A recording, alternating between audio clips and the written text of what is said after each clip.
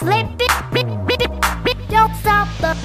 हम पढ़ेंगे सर्वनाम के बारे में। इससे पहले हमने व्याकरण में संज्ञा के बारे में पढ़ा था। संज्ञा के बाद क्या आता है? सर्वनाम। नेक्स्ट क्या आता है? सर्वनाम। ठीक है, जैसे ग्रामर में नाउन के बाद क्या आता है? प्रोनाउन। सेम वैसे ही हिंदी में संज्ञा के बाद सर्वनाम आता है। ठीक है, तो सर्वनाम की परिभाषा जानने से पहले हम संज्ञा की तरह ही सेम यहाँ पे कुछ एक्सरसाइजेस करेंगे। उसके बाद मैं आपको सर्वनाम की परिभाषा बताऊंगी, सर्वनाम का इस्तेमाल करना सिखाऊंगी। ठीक है, तो चलिए आइए पहले हम इसके एक्सरसाइजेस करते हैं और देखते हैं यहाँ क्या लिखा है। कविता में आई गिलहरी अपने और अपने बच्चों के बारे में कुछ बता रही है। अब ये कौन सी कविता है? कविता है गिलहरी का घर। जी हाँ, अगर आपने वीडियो देखी होगी तो आपको मालूम होगा आशिता ने अपने चैनल पर गिलहरी का घर नाम की कविता से एक वीडियो बनाई थी और उसको पोस्ट भी किया है। तो अगर आपने नहीं देखा तो मैं आपको उसका लिंक दे दूंगी, आप वहां से जाकर उस कविता को सुन सकते हैं, गिलहरी का घर। ठीक है, बहुत प्यारी कविता, जरूर देखिएगा, जरूर सुनिएगा। पसंद आती है तो लाइक शेयर जरूर कर दीजिएगा। ओके, तो कविता में आई गिलहरी अपने और अपने बच्चों के बारे में कुछ बता रही है। सही शब्द चुनकर खाली स्थान भरना है और जानना है कि गिलहरी ने क्या बताया है। ठीक है, तो चलिए आइए शुरू करेंगे। पेड़ के कोटर में अपना घर बनाती हूँ। मैं या वह, इन दोनों में से क्या आएगा? मैं आएगा। ठीक है, क्योंकि गिलहरी अपने बारे में कह रही है। मैं पेड़ के कोटर में अपना घर बनाती हूँ। सब मिलजुल कर खाना खाते हैं। वह या हम सब। ठीक है, हम सब मिलजुल कर खाना खाते हैं। सबको मूंगफली खाना बहुत पसंद है। मुझे या मुझे नहीं, हम सबको। ठीक है, हम सबको मूंगफली खाना बहुत पसंद है। बच्चों के लिए मुलायम बिस्तर बनाना है। मुझे या मैं? मुझे बच्चों के लिए मुलायम बिस्तर बनाना है। मैं और बच्चे फुदक फुदक कर चलते हैं। मैं और मेरे या मुझे? मेरे बच्चे। ठीक है, अब क्या करना है? नीचे हमें अब समझना है कि ये हमने एक्सरसाइज क्यों की है। ठीक है, सर्वनाम के बारे में हमें पढ़ना है। जिन शब्दों को लिखकर आपने ऊपर दिए वाक्य पूरे किए, वे शब्द गिलहरी और उसके बच्चों के स्थानों पर प्रयोग किए गए हैं। तो वो चीज क्या है? ये शब्द क्या है? उसको समझने के लिए परिभाषा पढ़ेंगे। जो शब्द, ठीक है, जो शब्द संज्ञा के स्थान पर प्रयोग किए जाते हैं उन्हें सर्वनाम कहते हैं। अब आप समझ रहे हो संज्ञा के स्थान पर कैसे प्रयोग किया गया? मैं, हम, मुझे, मेरे, ये सब क्या है? ये सब संज्ञा की जगह पर इस्तेमाल किए गए हैं। मैं किसके लिए यूज हुआ? गिलहरी ने अपने लिए यूज किया। गिलहरी क्या है? गिलहरी एक नाम है। ठीक है, उसके नाम की वजह से वो संज्ञा है।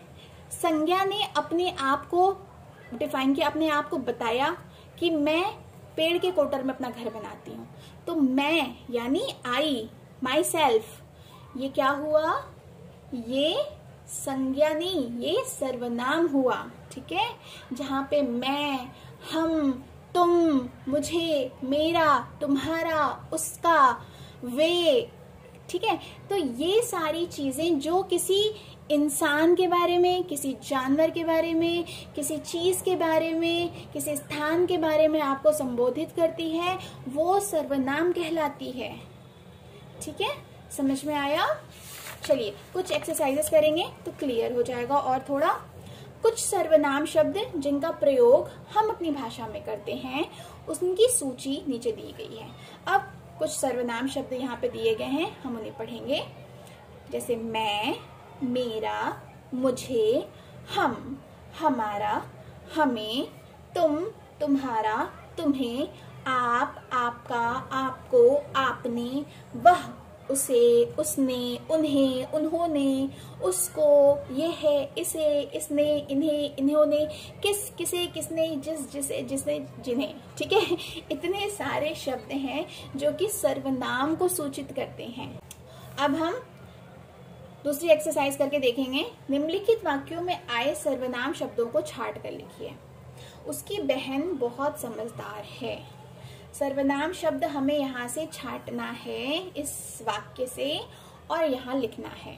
अब यहाँ पे क्या लिखा है, उसकी बहन, उसकी, तो उसकी मतलब वो किसी इंसान के बारे में बता रहा है कि कोई तीसरा बंदा है, उसका कोई फ्रेंड होगा, मान लो राजू है कोई उसका फ्रेंड सपोज, ठीक है, राजू की बहन, मान लो यहाँ पे उसकी ना लिख के राजू लिखा रहता, राजू की बहन बहुत समझदार है, तो अगर राजू लिखा रहता तो वो संज्ञा हो जाता, पर वहां पे राजू की जगह पे क्या लिखा है, उसकी बहन, तो उसकी ये सर्वनाम हो गया।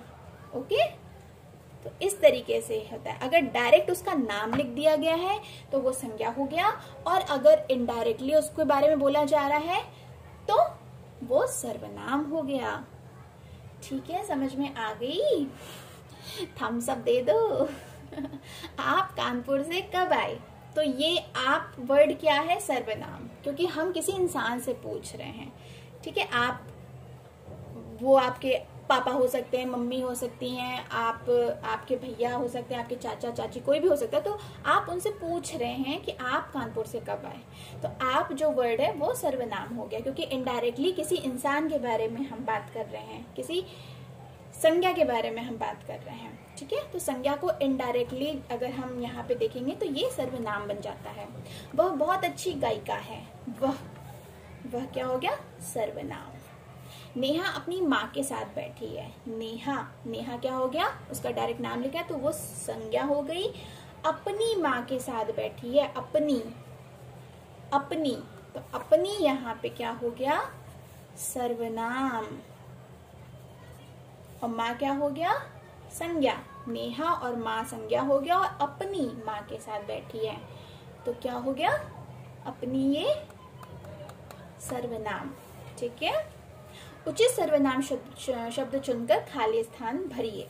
फर्स्ट क्या है, मेरा छोटा भाई है, उसने आएगा, नहीं, मैं, नहीं, वह, मुझे या आपका, वह मेरा छोटा भाई है।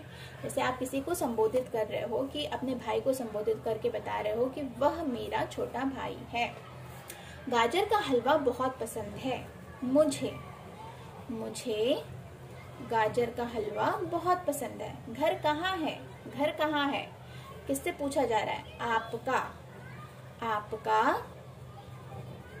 घर कहाँ है। कक्षा में प्रथम आया हूँ, कौन बता रहा है, मैं अपने बारे में बताया जा रहा है कि मैं कक्षा में प्रथम आया हूँ। मेरी जान बचाई, किसने बचाई, उसने मेरी जान बचाई। ठीक है, तो इस तरीके से हमें सर्वनाम को समझना है। ओके, तो बच्चों इस तरीके से हम सर्वनाम को समझेंगे, तो घर पे इसकी प्रैक्टिस करिए, अच्छे से इस वर्ड को पढ़िए और अच्छे से इसकी परिभाषा को भी समझिए। ठीक है, तब जाके आपको सर्वनाम अच्छे से क्लियर होगा, इसका कॉन्सेप्ट। ओके, तो उम्मीद करती हूँ आपको ये सर्वनाम के बारे में जो मैंने आज पढ़ाया वो आपको अच्छे से समझ में आया होगा। और अगर ये वीडियो पसंद आई हो तो प्लीज़ लाइक शेयर करना बिल्कुल ना भूलें। धन्यवाद।